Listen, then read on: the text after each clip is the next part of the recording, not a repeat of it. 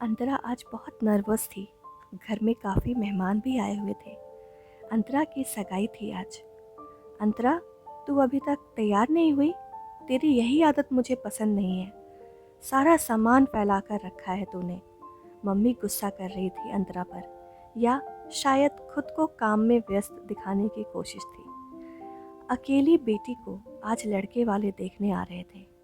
ऊपर से उनकी हैसियत से भी ऊपर के लोग थे वो। मगर जब सीमा ने राजीव को देखा था, तब से ही मन बना लिया था कि यही मेरे घर का दामाद बनेगा। राजीव सीमा की एक सहेली के दूर के रिश्ते का था। फैमिली काफ़ी अच्छी थी।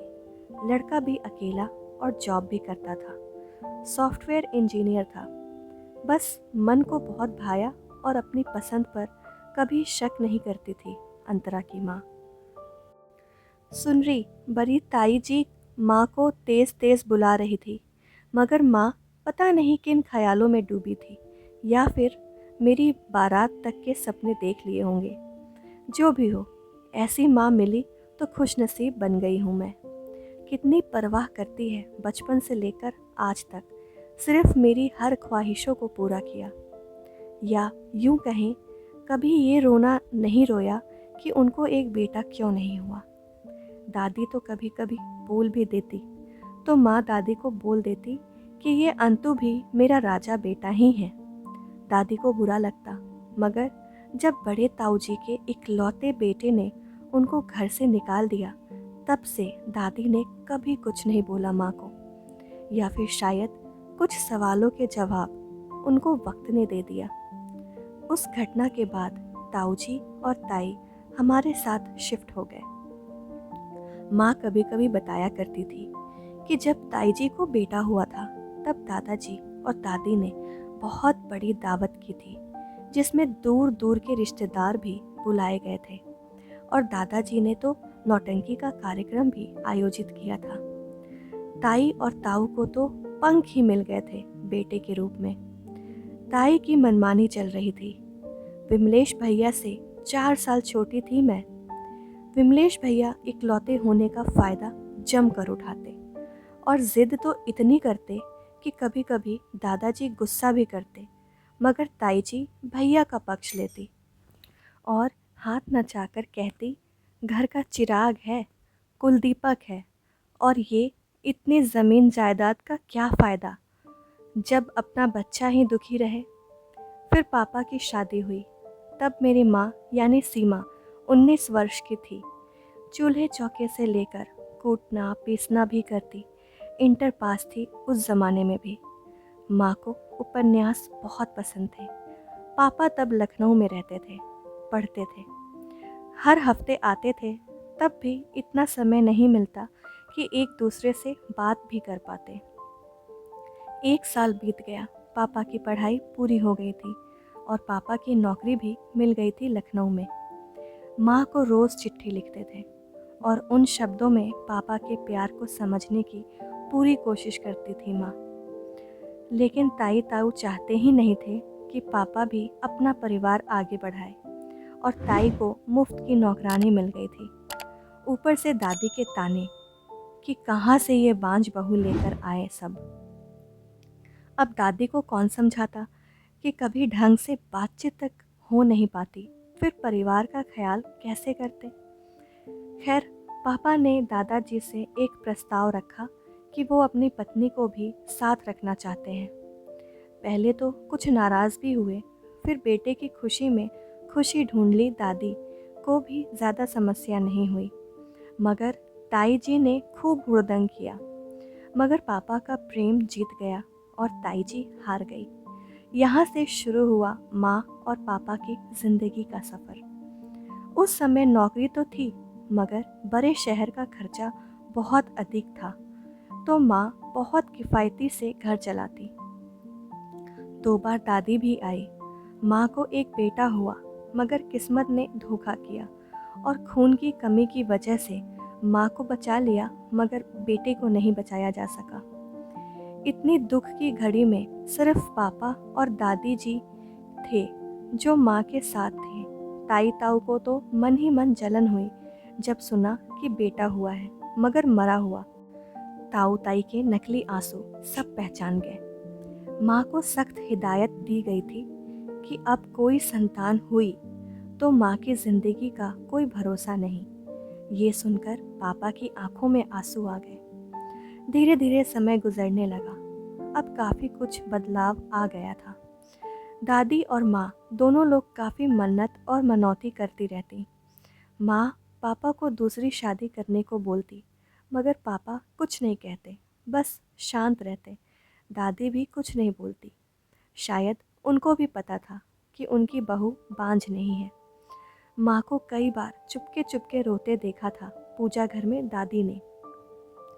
उन्होंने बंटवारा करा दिया ताकि ताई ताऊ की बेईमानी पर उनको शक था।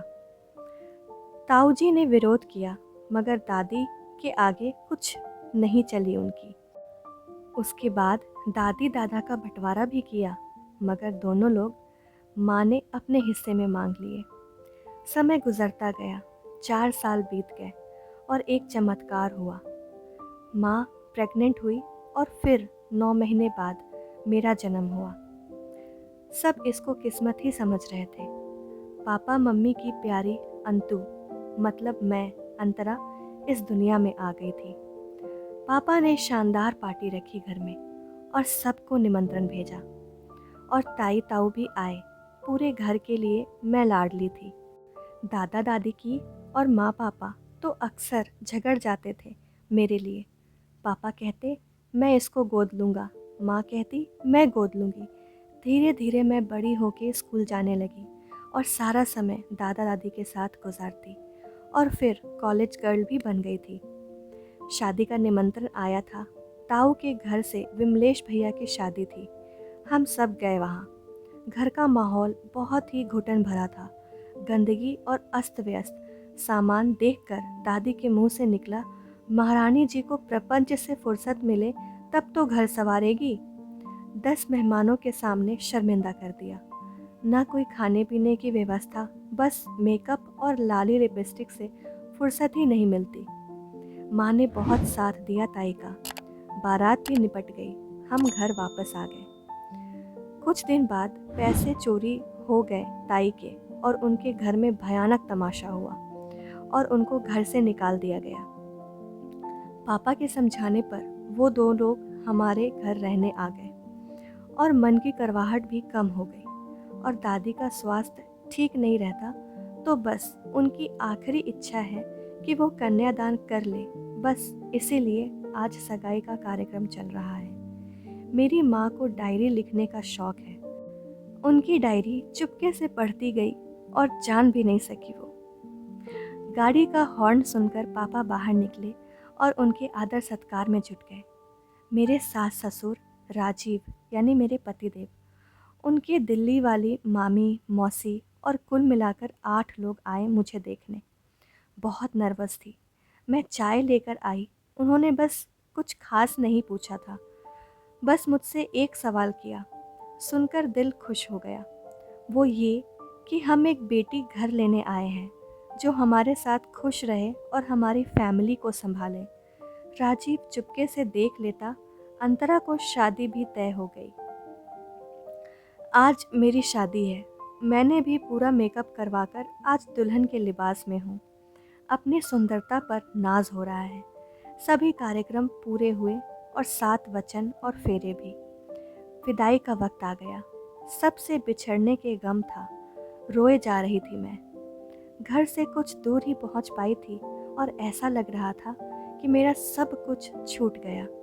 मेरे आंसुओं को पोंछते हुए बोले कि क्या कोई गलती कर दी मैंने जो इतना रोए जा रही हो? और भरोसा करो अंतु, मैं कभी कोई भी तकलीफ नहीं दूंगा तुम्हें। बस इस रिश्ते को बचाए रखना और मेरे परिवार को अपना बना लेना।